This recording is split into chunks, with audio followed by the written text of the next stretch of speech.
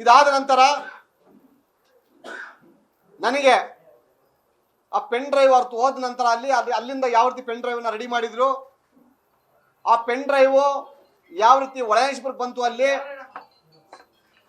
ಹೊಳೆನರಸೀಪುರದ ಇವತ್ತಿನ ಹಾಸನ ಜಿಲ್ಲೆಯ ಕಾಂಗ್ರೆಸ್ ಲೋಕಸಭಾ ಅಭ್ಯರ್ಥಿಯಾದಂಥ ಶ್ರೇಯಸ್ ಪಟೇಲ್ ಅವ್ರಿಗೆ ಯಾವ್ಯಾವ ರೀತಿ ಕಮ್ಯುನಿಕೇಶನ್ ಆಯಿತು ಅಂತೇಳಿ ಎಲ್ಲ ಗೊತ್ತಿದೆ. ಅಲ್ಲಿ ಮೊದಲು ನನ್ನನ್ನು ಯಾರು ಭೇಟಿ ಮಾಡಿದ್ದು ಅನ್ನೋದಕ್ಕೆ ಫಸ್ಟ್ ಒಂದು ಆಡಿಯೋನ ಪ್ಲೇ ಮಾಡ್ತೀನಿ ನಾನೀಗ. ಅಲ್ಲಿ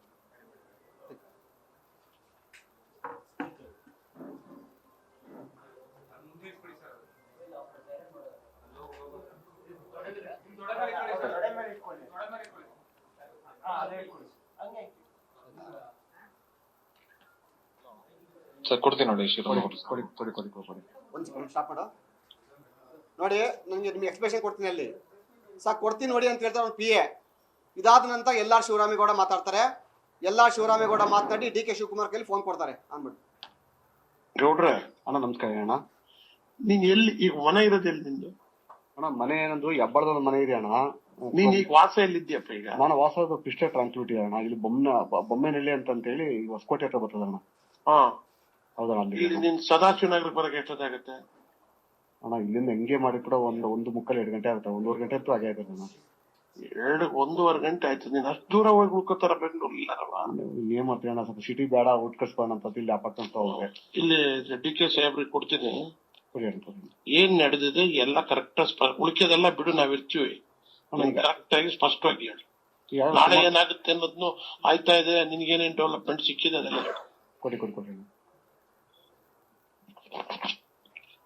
ನಮಸ್ಕಾರ ದೇವರಾಜ್ ಅಣ್ಣ. ನಮಸ್ಕಾರ ಅಣ್ಣ, ಚೆನ್ನಾಗಿದ್ದೀರಾ? ಇದು DK ಶಿವಕುಮಾರ್ ಕನ್ಫರ್ಮ್ ಆಯ್ತಲ್ಲ? ಯಾಕೆ ನಾನು ನಿಮ್ಗೆ ಫುಲ್ ಕಂಟೆಂಟ್ಸ್ ಕೊಡ್ತಾ ಇಲ್ಲ. ಅಲ್ಲಿ ಲಾಸ್ಟ್ ಅಲ್ಲಿ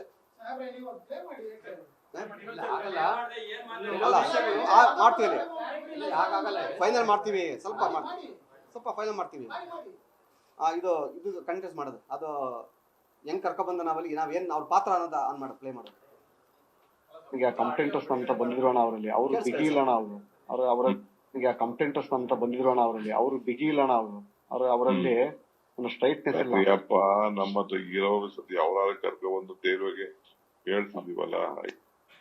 ಈಗ ಕಂಪ್ಲೇಂಟರ್ಸ್ ಅಂತ ಬಂದಿದ್ರು ಅಣ್ಣ, ಅವರಲ್ಲಿ ಅವ್ರು ಬಿಗಿ ಇಲ್ಲ ಅಣ್ಣ. ಅವರು ಕೇಳಿಸ್ಕೊಂಡ್ರಲ್ಲ ಯಾರು ಮಾಡ್ತಾವ್ರೆ ಅಂತ ಹೇಳಿ.